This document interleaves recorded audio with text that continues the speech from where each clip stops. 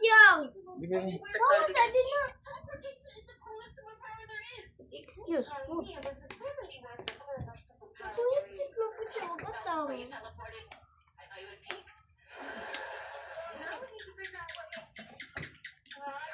Kaya, uy.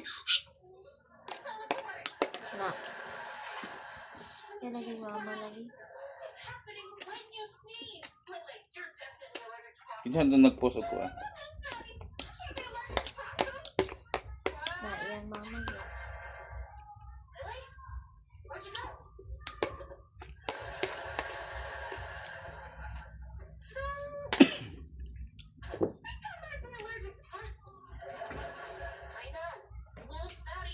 Hindi po kayo istorbo, sandali lang po. Okay lang po.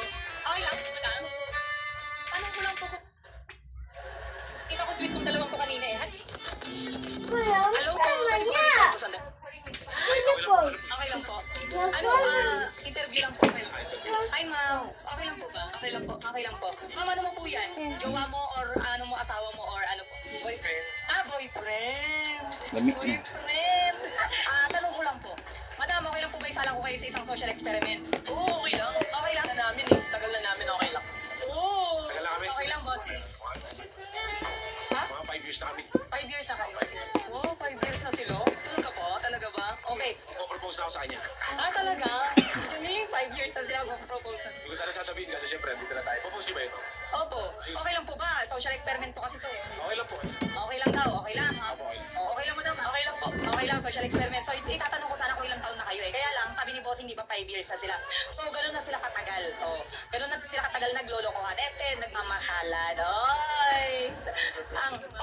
Nagmamahalan din nagloloko. Nagmamahalan talaga. Okay. So, bossing, tanong ko lang.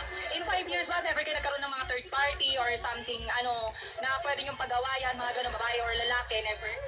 Hindi niyo naman ko masasabing maging perfect kasi ako nahuli niya na ako once eh. Pero binago ko naman yung sarili ko po. Talaga. Ikaw, madam, never ka rin po nagkaroon ng mga third party, gano'n, or ano? Never, hindi ko siya niloko. Never. Kaya naging 5 years kami.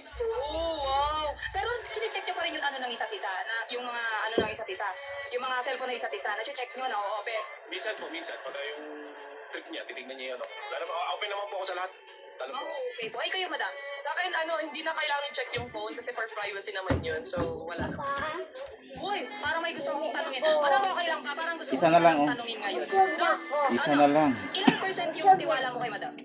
Syempre 100. Kasi nag-sacrifice siya para sa akin eh. Alam mo yun yung nahuli niya na ako na once na may nasabi ko na. Pinatawad niya ako. Pinatawad niya ako. Real? Apo.